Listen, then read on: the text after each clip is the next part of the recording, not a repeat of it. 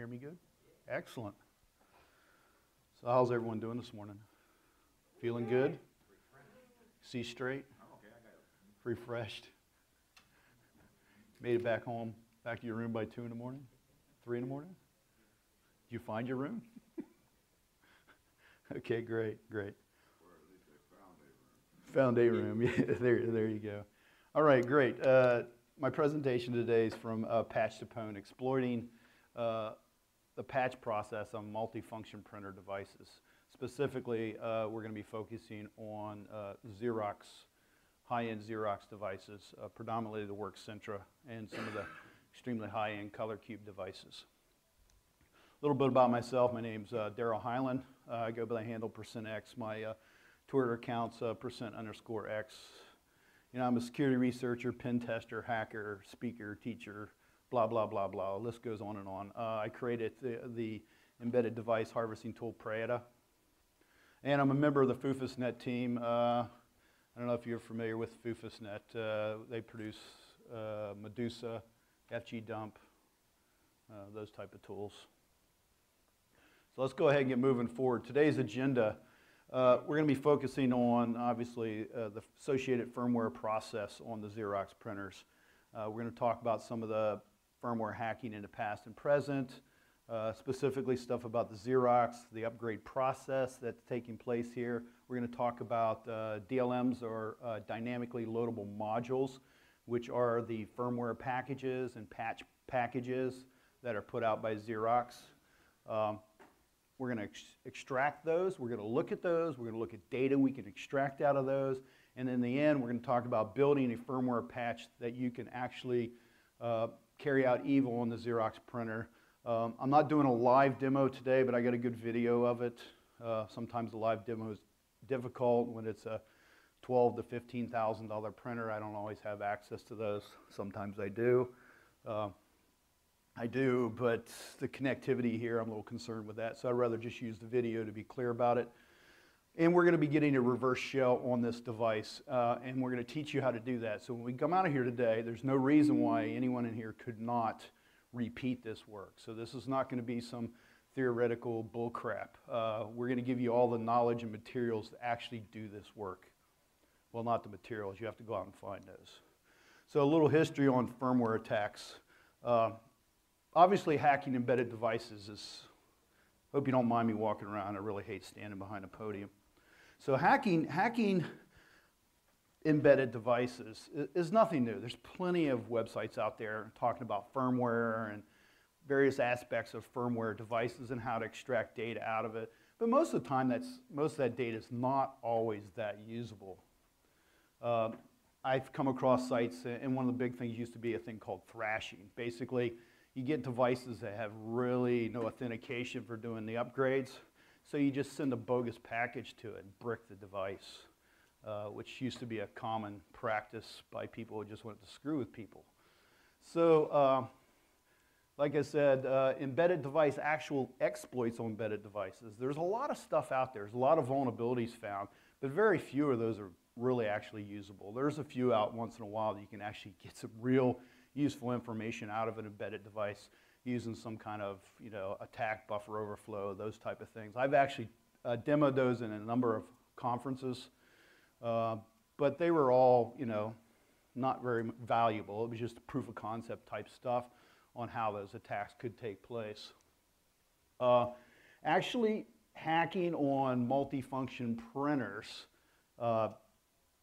isn't new either, but probably the most interesting one, and you're all probably familiar with FX, back in, what, 2000, 2002? Yeah, he was talking about HP printers, which basically had the Java virtual machine embedded on these devices.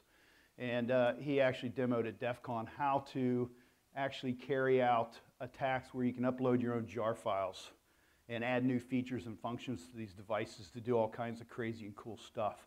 So he's probably the first person that actually did anything practical against these devices, so it's kind of some cool stuff. So if you haven't went out and looked at his presentations at Black Hat and DEF CON, go out and do that. That's some good material, good insight into this attack vector. But in the last 12 to 18 months, there's been some really cool stuff that's come out. Last fall, I guess last fall, last winter, whatever it was, in Chaos Communication Camp in 28C3. Actually, a PhD student from Columbia University actually did a presentation on actually overwriting the embedded firmware on HP printers. So it was pretty vicious. He was able to literally take over all these devices and add his own firmware on it. Unfortunately, he did not release any code. His presentation's good, but he didn't release any or enough detail that you could actually go out and recreate it. So that kind of sucked.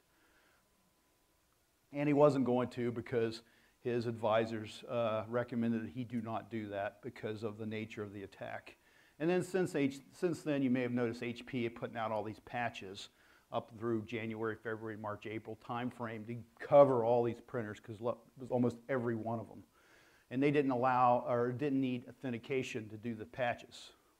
So all you had to do was you had to understand the firmware, be able to create your own firmware, and you'd be able to attack these devices.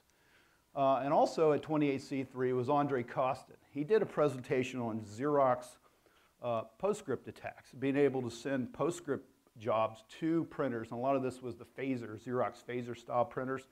And this attack would probably work on almost every one of the Xerox printers. And he was able to put Postscript into the executive mode and carry out various commands on the device, including dumping memory and controlling network sockets, and be able to send data in and out of the device, dump memory, all those type of things across the internet, across the network. Code's supposed to be released. I've talked to Andre a couple times, and he's like, yeah, I'll get that out there sometime. I'm busy. And he hasn't done it yet. It's been almost a year. So hopefully some of this stuff will come out, because I think it's, at least for pen testers and stuff like that, there may be some real value in the work he's done. So let's go ahead and move on to Xerox firmware upgrade patch process. I'm going to start out talking. You're pointing the camera at me again, man. That means I got to move. Okay. No, Xerox firmware upgrade patch process. So here we're going to talk about the actual process as defined by Xerox for doing this. And we're going to throw a little bit of stuff that I've actually discovered in there. So when you're doing an upgrade process with these DLMs, or dynamically loadable modules, you deliver them to the printer through various methods. The first thing the device is going to do is it's going to validate that that actual firmware package has not been altered. This is done with the signature, DLM signature. And this is a hash, and we're going to go through the entire breakdown of how that hash is generated and all the pieces and keys associated with it toward the end of this. The next thing it does, once it validates that's good, it's going to go ahead and it's going to unpack the dynamic loadable module. And it's going to do this in a folder called op-nc-dlms. And the actual subfolder in there actually has the same name as the DLM. So when the DLM is built and defined, when the printer sees that, it's going to explode that data once it's validated into a folder that has the same name. Okay, well, it threw my little underline off. Okay, I expanded my screen out so it'd cover this thing a little better, and it kind of moved some stuff on me. So once it's unpacked everything, it's going to kick off a shell script. In this case, with the upgrade, it's actually going to kick off the shell script upgrade extract.sh. And of course, this is going to go through various processes. It's going to validate that this particular patch up or upgrade is actually for that model. That upgrade has not been put on that model before. A couple other things it's going to do. It's going to clear the print queue, and it's going to lock out the web console so nothing can take place. Because obviously you don't want anything changing on that printer while you're upgrading the firmware, because things get really bad at that point. And then after it's all done, it's going to do a system reboot of the device. So that's generally how the upgrade process takes place. So there's another process, and that is basically a patch process. It's a lot less intrusive. Same things take place. It's going to validate the actual signature, that it's legitimate, and then it's going to unpack and execute. Well, I got this way off that time. Okay, it's going to unpack and execute a shell script. The shell script is going to have the actual same name as the DLM, a little different than the other one. So now, whatever you name the DLM, that is the shell script that's going to execute once the signature has been validated. I should have probably checked all those. That's what I get for expanding out my screen. Ignore all the underlines. Okay, and then typically, this is not going to reboot. It's not going to lock anything. Now the question is, and I have not completely validated this, what controls, is it the naming of the DLM? You know, that because there's tagged different, upgrades handled different than a patch. Is that what controls locking of the console, locking of the web interface and reboot of the device? Or is it actually the shell scripts that are running to do the upgrade? I think it's probably the shell scripts running doing the upgrades. But I haven't dug through one of these entire firmware upgrade processes and validated all the commands on there because I really didn't care at this point because I decided to go ahead and use the patch function because it kind of gave me a little more control, and we'll mention some of those features here in a minute. Okay, so now once you have that done, and you understand that this is what the DLM does when it hits the device. Well, how do we get the DLM on the device? And there's multiple ways according to Xerox, and I've validated all these. One of the ways is a manual process. You log into the web console, okay? There's one way. You're going to be required to authenticate if you log onto the web console. For most high-end work centras, the password is going to be 1111, and rarely does anyone change that. So. But if they do change that, obviously you're not going to be able to get in there to install this DLM using that method without authenticating. So then we get into LPR as another method for delivering this up there. The interesting things with the LPR function is, one, you don't have to authenticate. So now you don't have to authenticate to the device to upload an actual DLM. What it will do, though, LPR command will take your username of you're logged onto your Windows box or logged onto your Linux box or whatever. LPR command is going to take that username you're logged in with and send it in the LPR request, and that's going to be logged in the system as the requester, the job owner. Okay, so your name's going to end up in the system. So if you're doing some nefarious things here, you probably don't want to use the LPR because you're going to actually log your name up there, and I'm not sure all the places where that may end up. So then we move on to the next process. Xerox has a couple tools, Xerox Device Manager, XDM, and Central Web CWW programs. It's kind of a GUI-based program for installing these type of upgrades and stuff like that. I actually threw a sniffer on this, and all it does is when you say post it up there, it sends it through port 9100. So who cares about the tool? We can post it up manually through 9100. 9100 is a jet direct. There's no authentication associated with 9100, and it will not log your username or information. So you got a plus there. And you can easily send it with Netcat. You can send an upgrade DLM right to the device through Netcat. So it's easy enough just to post it right up to the printer port. Then the last one is auto upgrade. Auto upgrade will only work on upgrades. It will not work on patching and cloning and stuff like that. And what it does is the printer is set up to every once in a while automatically try to retrieve an upgrade from an FTP server. So it's kind of to automate the whole thing. So you just dump the upgrade on the FTP server and it will automatically get it. So at this point, speaking about how the whole patch process works, there's a couple interesting things. I like the patch process because it appears to give more control to me versus some fixed data points. The DLM name sets the executable shell script name. I like that. It does not clear the print queue and does not force a reboot. Now, like I said, there's a possibility that the actual shell scripts that are running do that on the upgrade process. And then no authentication was required for LPR on port 515 or jet direct port on 9100. So at that point, what we know right now is if we can get a signed package, we can send it to the device and it's going to go through an upgrade process or a patch process. So all we have to do is generate a valid signed package. So to get to that point, let's go ahead and move forward. Extracting firmware patch DLM files for deeper examination. Any questions so far? Because I think we got time for questions while we're moving through this. So if you have any questions while we're moving along, don't hesitate to throw out your hand and ask me the question. Okay, so extracting the firmware patch, DLMs, okay. How I discovered the actual structure of the DLM, this is not rocket science. I Googled it, okay, kind of cool.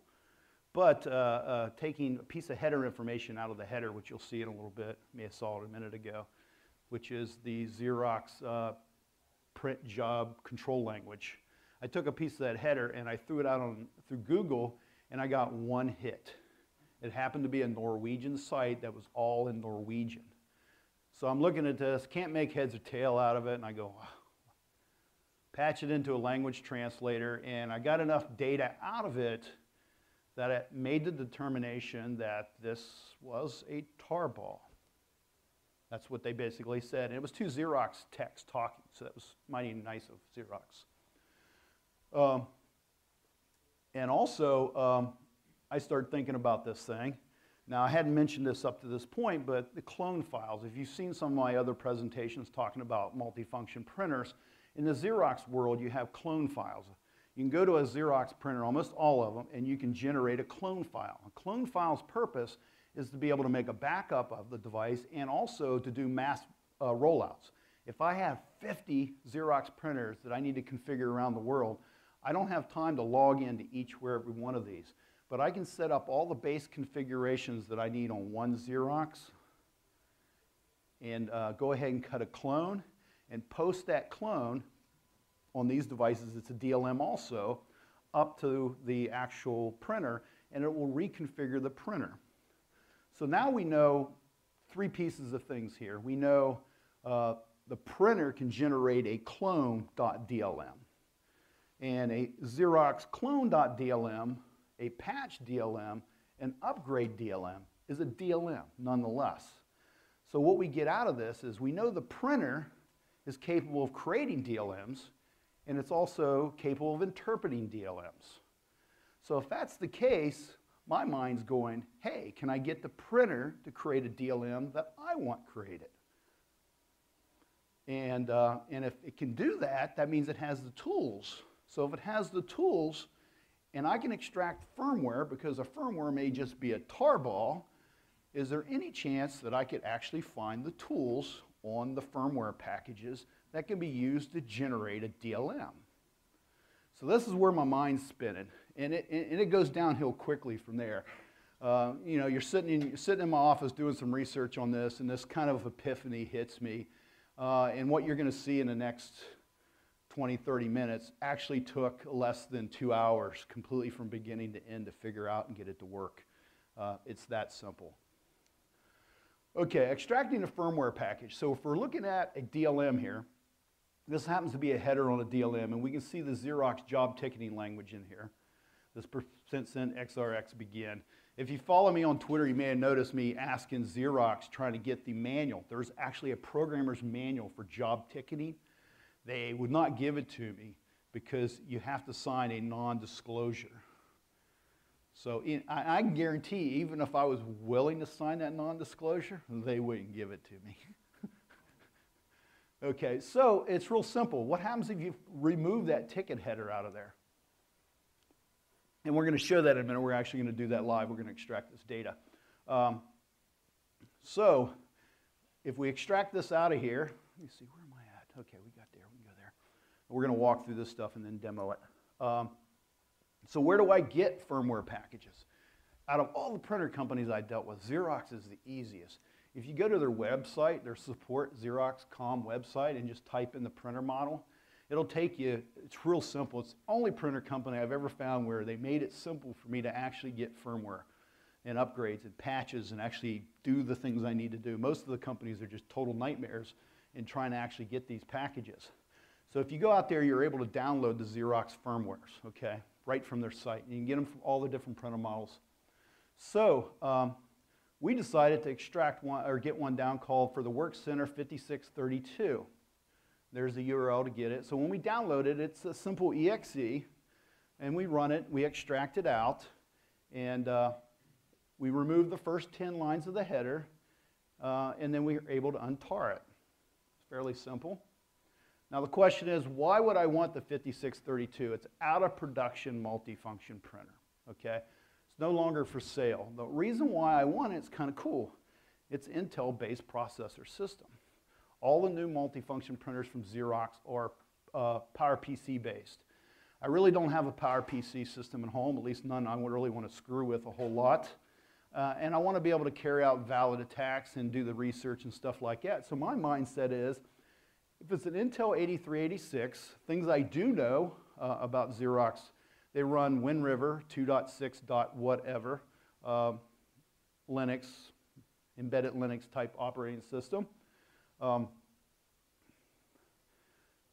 Also, I was thinking here, if I can get the Intel-based one and it's on Linux, what's the odds of me being able to just run it on Linux Ubuntu? Well, that was my train of thought. I can't get the source code for the code, so I need to emulate as much closely as possible. The PowerPC would have been inherently difficult for me. It would have taken me longer. Wouldn't have been impossible. It would just take me longer to get it figured out, get a system up, and try to make this work. But in the Intel-based one, it's a lot simpler. So let's go ahead and look at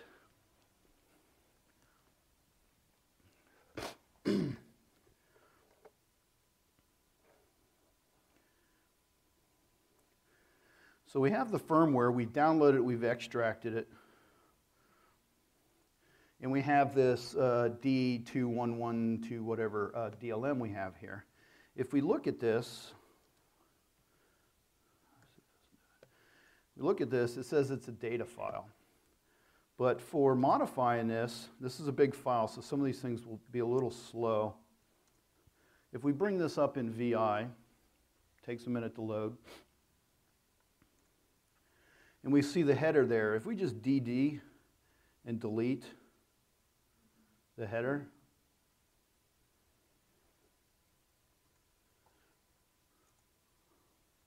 write it back out, give it a minute.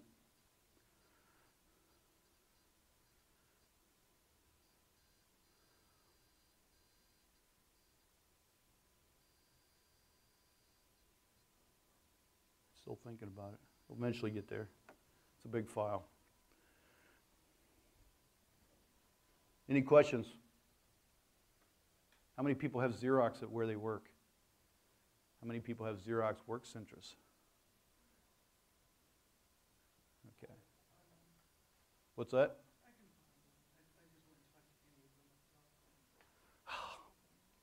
There's no challenge in that.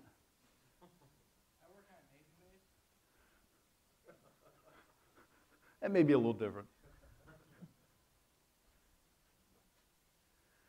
Okay, this thing finished.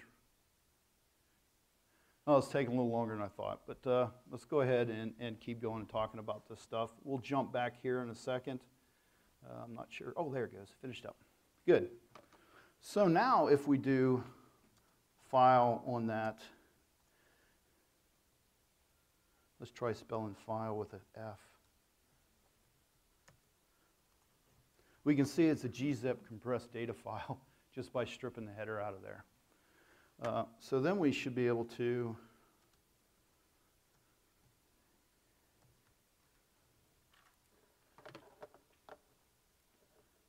hold up.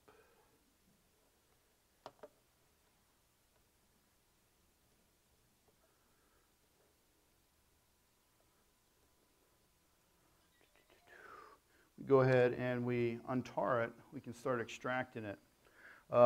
Inside here is other tar files. You can see the one right there, ECN. And that's not uncommon for their packages to contain one or more tar balls inside the initial DLM that's being extracted. Ignore the error, it really doesn't affect anything. So if we take this other ECN tar ball right here,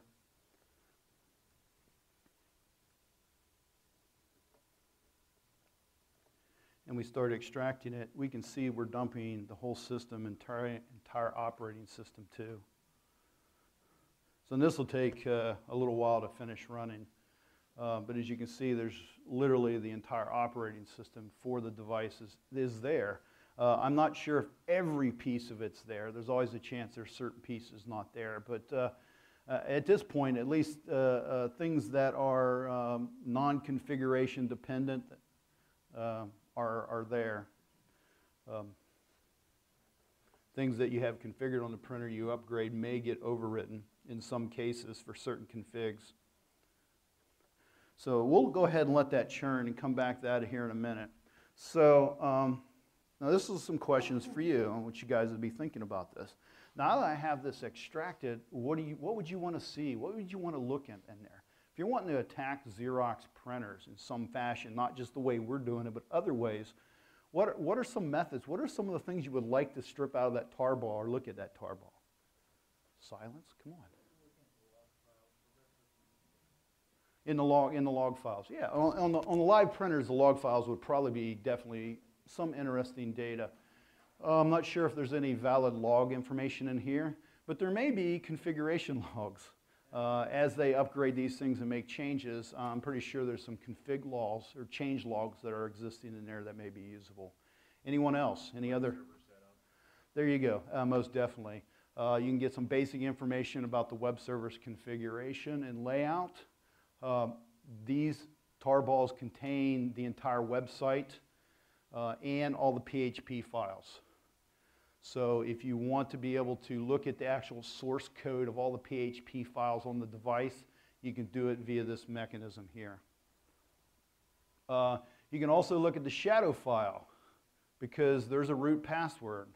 I've yet to get it to crack, but I don't have any hardcore cracking equipment. So, and I think I run it up on our cracker, which is horribly slow for like 6 months, and it never did drop it out. So I'm assuming if somebody has a 100 GPU system or something, this would probably fall out a little quicker. Also, like I said, the configuration files, and every bit of this came in handy for me trying to figure out the structure of the device I'm getting ready to attack. Because obviously I'm not in the device. So if I'm going to be altering stuff on the device or adding stuff to the configurations on the device or reconfiguring the website in some weird fashion in an attack or adding something into the root of the web server, I need to know where that's at. So looking at this data here, we're able to quickly find that information based on the firmware extraction data. And of course, we want to examine tools. So let's go ahead and examine tools. Let's see if this is done parsing out of here.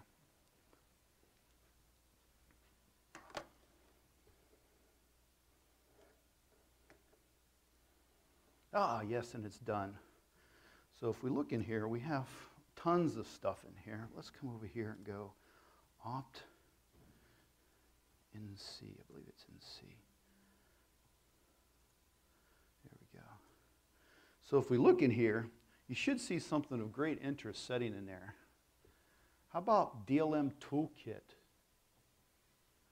What do you think's setting in there? Ha!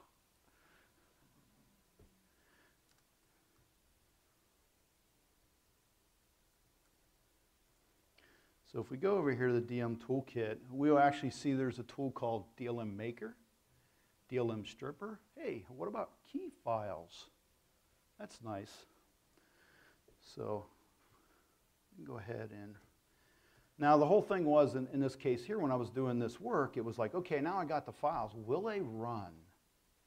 You know, I don't know. They're compiled on a Linux system, an i386, but it's Wind River, and you know, I'm not sure if there's any kind of weirdness that would affect it from running. So the first thing I did was actually try running it. And as you can see, it ran without a problem and gave me the command structure. So that's kind of cool. And we're going to dig into this all a little more as we move forward in this. So we go into the key files folder. We have what appear to be 6 keys. And I'll show you what 4 of those are. The other 2, I'm not sure what they're used for. Any questions at this point? Okay, great.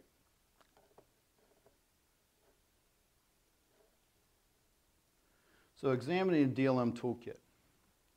Obviously, it was in the folder opt-in-C. Easy enough. Dlm Toolkit. The command structure is actually there. Don't expect to see that. So you may need these slides. If you happen to get yourself a firmware package that's been recently posted up there, this command structure will no longer be in the program.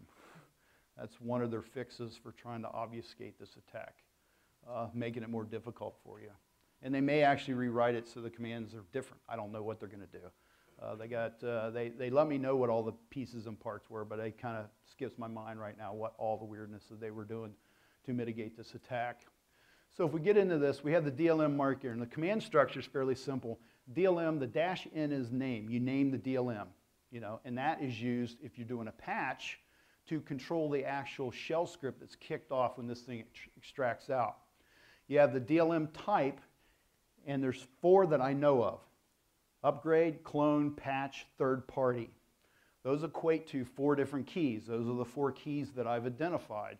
The other 2 keys I have not identified.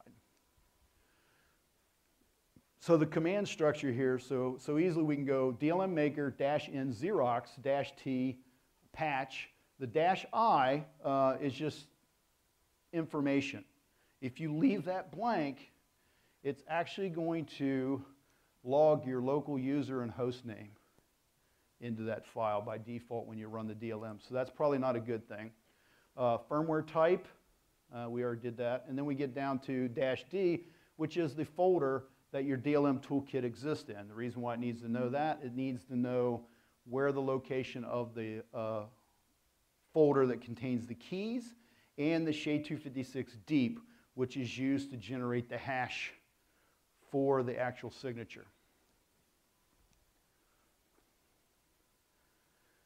And like I said, the DLM signature actually controls everything, and that's the key thing. So if we can actually do this, if we can rewrite or write our own patch with a valid signature, we know we can upload it through port 9100 or 515 without any validation or authentication required, giving us the possibility to execute a patch or an upgrade the way we want to do on that system. So getting into the key files, as we showed in the one folder, Optency DLM Toolkit key files, there's total 6 keys in there, and here are the 4 keys: upgrade, patch, clone, third party, and those are the actual key numbers. Now the key sequence, we went ahead and did a little reverse engineering because I wanted to understand the entire keying sequence. The DLM maker runs this command. It concatenates tar file, key file, and key text, and pipes that through SHA-256 deep. The tar file happens to be the file, the tarball, that you want to turn into a DLM.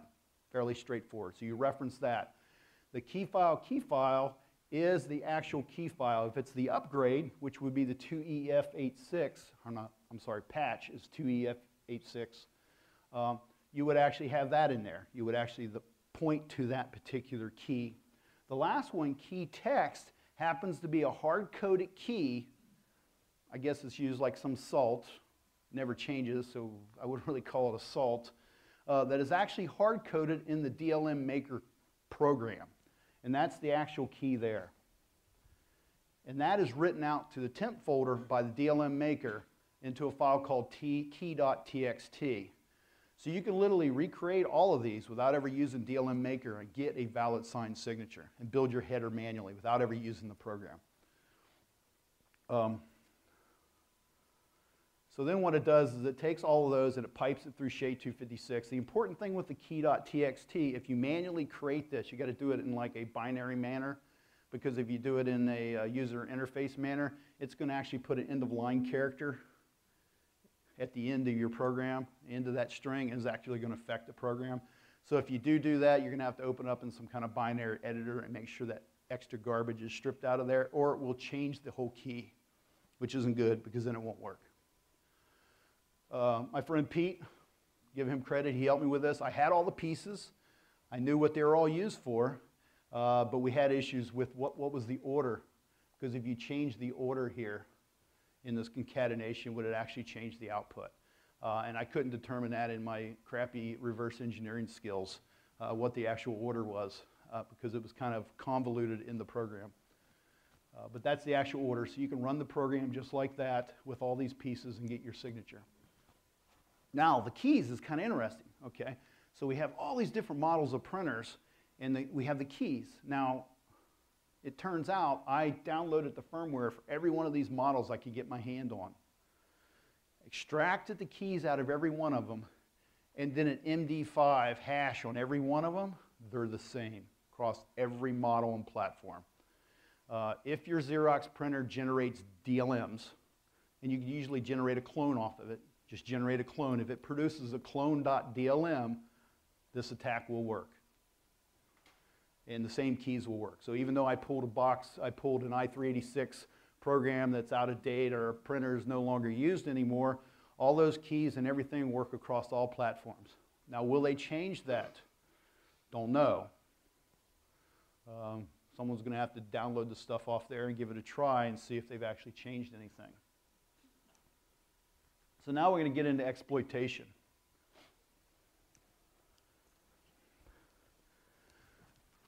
So we'll walk through, first thing we're going to do before I kick the video off is go ahead and actually run and build a DLM. And it's the one we actually used in the program, or in the attack.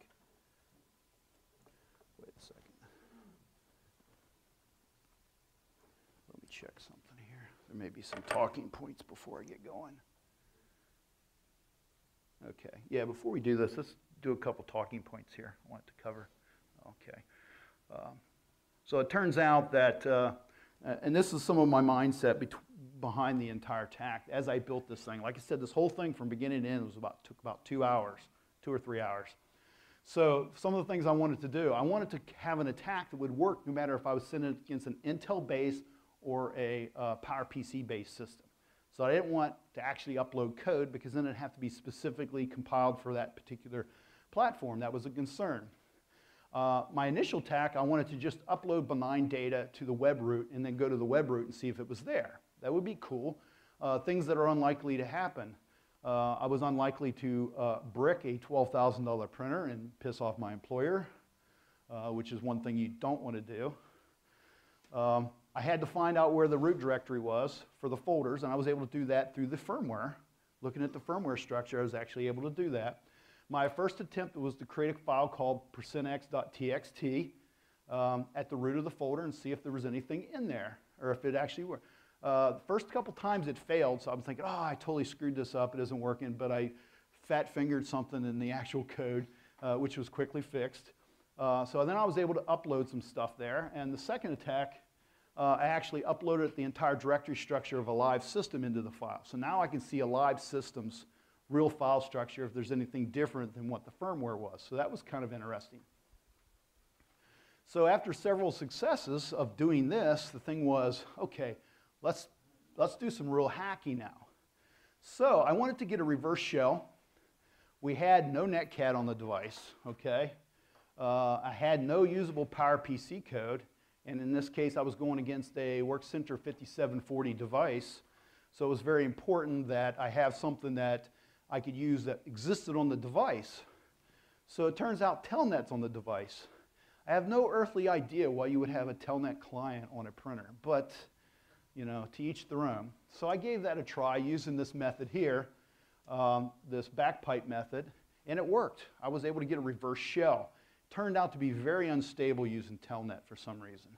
It would work, and then it would fail, and it would hang up and do all kinds of crazy things. So then I went with a standard bash shell and piping it through dev TCP, which dev TCP existed in this particular Linux distro. So, and this was successful and stable.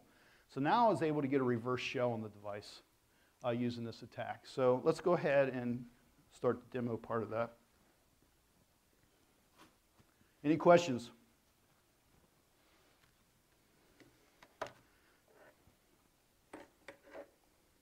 Now, some good things I can say. I've worked with a lot of vendors dealing with vulnerabilities and patches and all that craziness.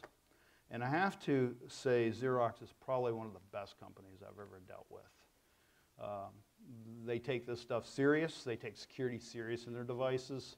I actually wrote this up and sent it to their tech people. I got a call, got an email back within 24 hours, probably less than that. They set up a conference call for the next day, and I was on a conference call for about 2 hours with all of their tech people and security people and all that stuff to try to explain this. So they're a great bunch of guys. And like I said, they're doing what they can to actually fix this and mitigate it, which is cool. You know, some of these problems are so inherently embedded, you can't completely take them out of the picture in some cases. And this one's somewhat like that, but you can mitigate it to some extent. So let's go ahead and VI Xerox.sh. So we generate a shell script. This is simple. It's the bash shell that we had showed up there to get a reverse shell. And we're going to turn this into a patch. Now obviously we're not altering anything on the printer. We're not adding any code to the printer. All we're going to do is, instead of the patch mechanism that would kick off the patch or the upgrade, we're using that bootstrap mechanism to actually run a reverse shell code for us.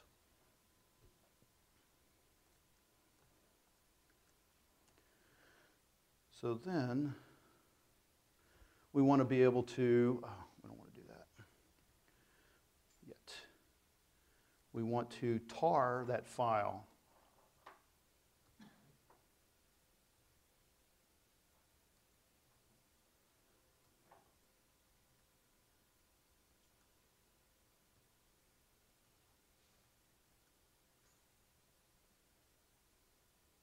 Just a second.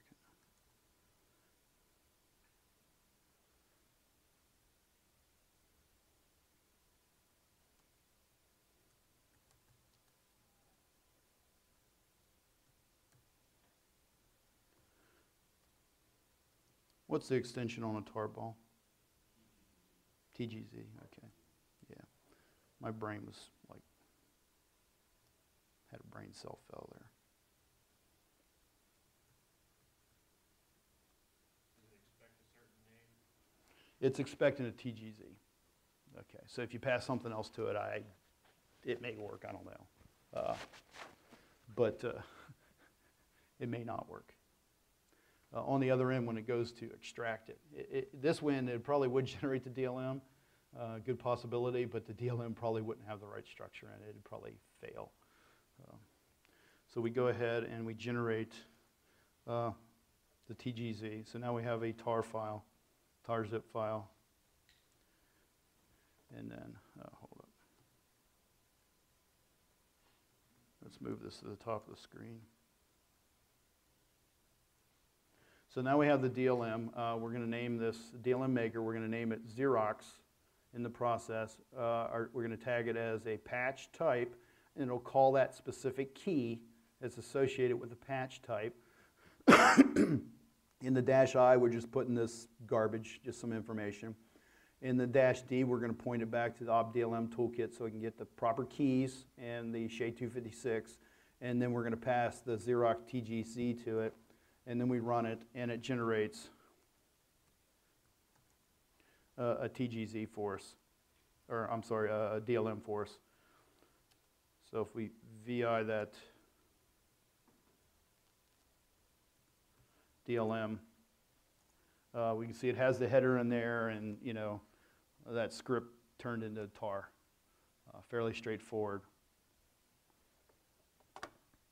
So everyone could do this. Tools are there. It's not rocket science.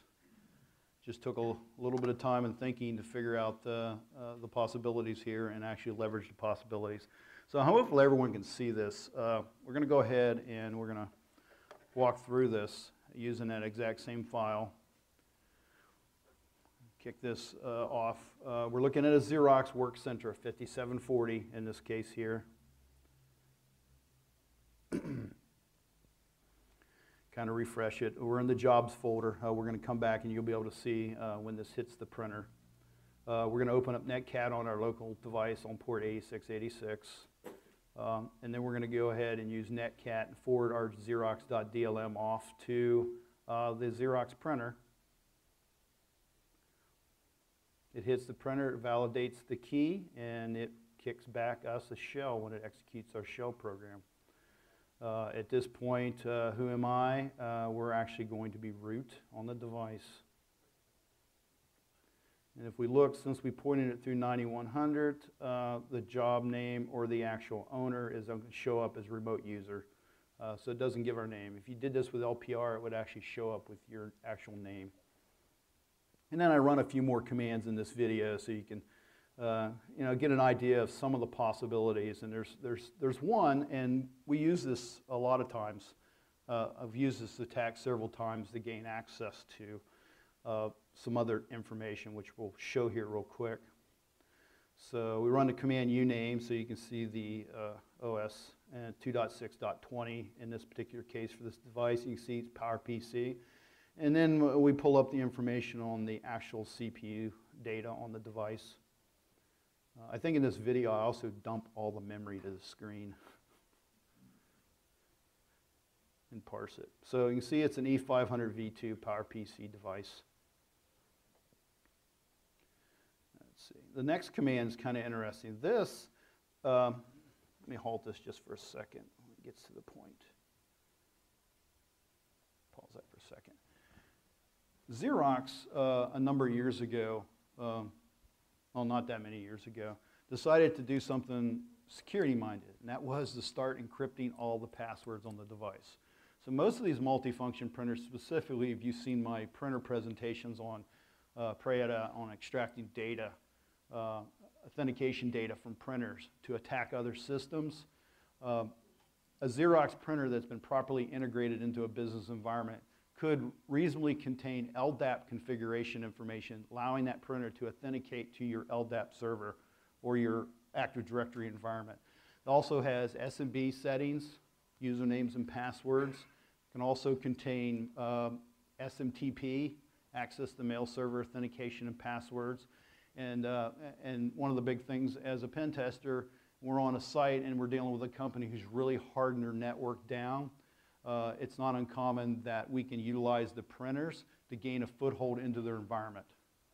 Yes? Have you ever heard of Drop Bear? No. It's a very tiny SSH client server. You can sit there and compile to run on anything. I actually utilize it to run Xfiltration or encrypting hard drives. Mm-hmm. But is there any reason you would not be able to put it on? Yeah, you can install anything you want with this process. This will upload all those files and then you can run them from there.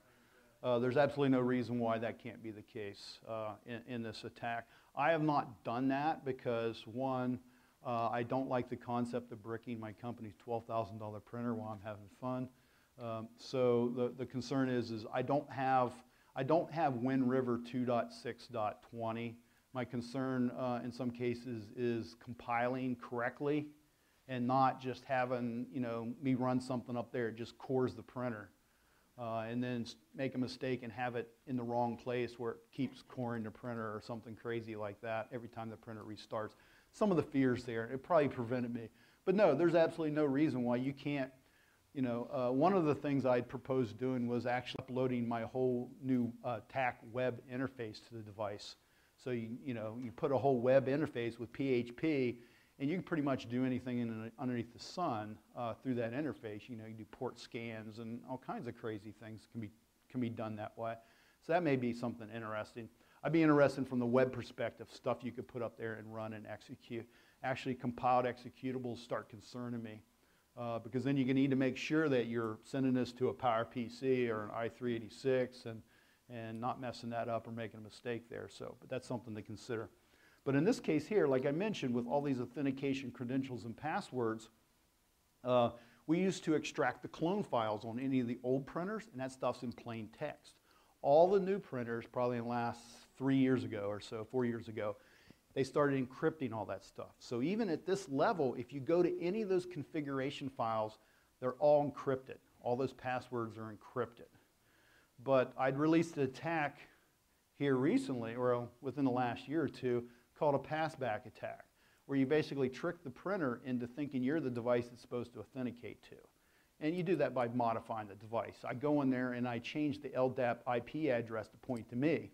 They've completely separated the LDAP configurations and the passwords completely. So you can alter the IPs on almost every known printer out there without changing the password. and have it connect back to you, and you can grab the creds that way. But if they put up a password on the device, a complex password, I can't get access to be able to carry out the pass-back attack. So in this case here, the only password that's not encrypted is the console administrator password. And that happens to be in this file right here, security config file. So I've actually written a couple of these programs, these firmware patches, that actually goes out, parses this file, pulls the password out of system admin password equals, and puts it in a file at the root of the web server. And then I have one that deletes it. So I can easily just run this against the work center, pull the password, and then I can log in, and then carry out the pass-back attack and all the other attacks and be able to extract data out of it. So there you can see, in this case, it's still set at default. But this attack works. It's been very effective in being able to get that on a number of occasions.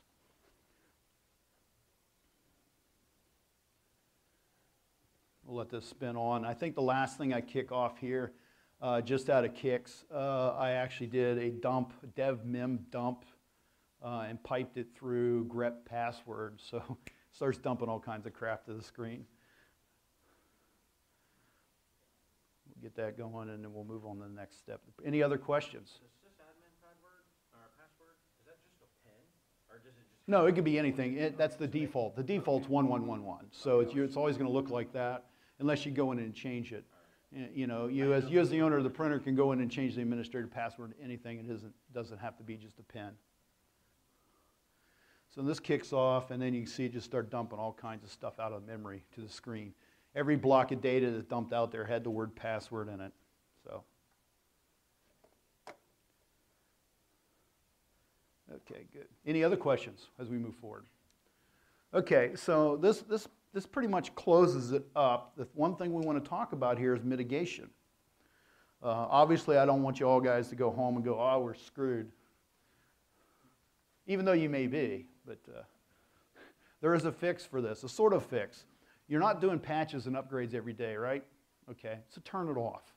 If you go to this right here, properties, upgrade, Dlm upgrade.php, you can shut off upgrades. You won't be able to do cloning. You won't be able to do a lot of things that generate DLMs or process DLMs, but you will be able to protect yourself from this attack taking place. And a lot of people say, you know, in this whole attack mechanism that, well, these printers are internal. Yeah, they are internal in most cases. But try putting in Workcentra in Shodan and see what you find. There's literally hundreds, if not thousands, of Workcentra printers exposed to the internet. And probably a large number of those have port 9100 exposed, because that's the whole purpose of it even being there. So in that case there, this attack's very effective. This attack's very effective, and in that case, if it's exposed to the internet, now I'm possibly sitting on your internal network. And from there I can go somewhere else. And if you feel brave enough, you can compile some code and generate a, you know, reverse shell tunnel through the device. Before doing that, I'd really consider how much memory is on that device, because not all these devices have tons of memory on them. And like I said, this affects a large number of the Workcentras and the color cubes. Only the high-end color cubes, not those crappy pieces of junk that sit on your desk. The $18,000 to $25,000 color cubes are all vulnerable to this particular attack. So disable this. Would recommend that. Don't expose it to the internet. And if you do, just let me know what your IP address is. And you know, that's pretty much the presentation. Any questions? Any input? Any feedback? Yes? Well, most places that I've ever worked at, most offices, they'll have a Xerox printer.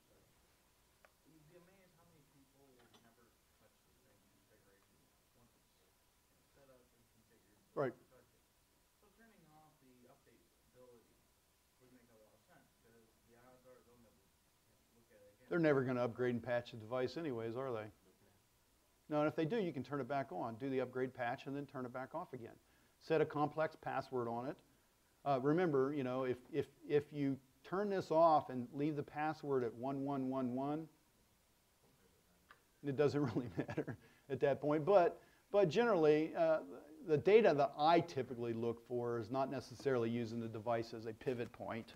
It's mainly looking to pull out of the device credentials that I can use to gain access to other devices, which we do on a regular basis. I've probably not just Xerox, on other multifunction devices. Probably in the last 6 months, I've pulled Active Directory credentials, including domain admin credentials, off multifunction printers a number of times, and able to elevate my access in a company environment. So it's kind of crazy, some of the stuff that's taking place on these devices. And this is just another critical security point. The other thing I like to point out, and I come across this way too much, and it totally befuddles me. Maybe somebody can explain it to me. If you buy a $15,000 printer, why do you use it just to print? You know, you could spend like $2,000 and got the same pages per second, pages per minute output, and not have all this other functionality. So if you're going to buy a $12,000 printer, integrate it into your environment. Integrate it into your email system. Integrate it into the file to scan systems and services. Those are totally cool services, and that's what you're buying a $12,000 printer to do. Yes? Then you can point from all the passwords. Well, yeah. Change the default password to something. And if it's a Toshiba, don't even try. I had a guy at a accounting firm tell me we come up to look at the printers we have, the functionality in our office, and he said that wouldn't do me any good. He said my users never figure it out. I said you can teach them, you can't figure it out. Well, then don't buy a $12,000 printer. Yeah, so that's my train of thought. And I ask a lot of customers that. You know, I see you have 25 $10,000 printers, and all of them are configured just to print. Why? Yeah. Usually it has to do with their admins not knowing how to configure everything. A lot of times people just, they know it's a print, but you know, These services are easy. You just put domain admin on everything now. yeah, well, the thing is here is, okay, how many places have I gone to that I've seen the secretary on an Apple Mac? Does she need it? No, that's for most of the work she'll probably do. It's just because of the name. You know, they'll buy something on the name alone, knowing that it's got to be good. True. I'm seeing a lot of that. All the way over there to scan something.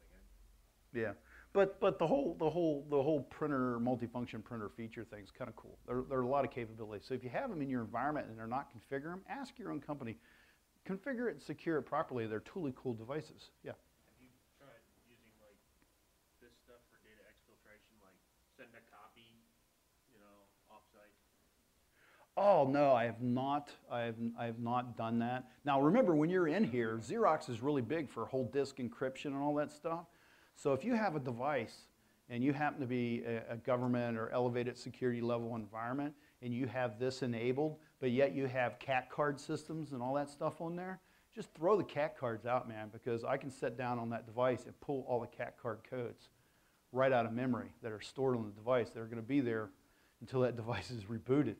And I can get to all of your classified data that's actually on the device.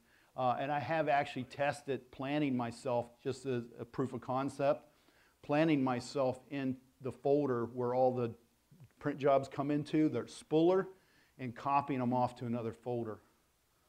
And that's fairly easy unless the printer's like heavily used. So I think I'm running out of time here. So thank you very much.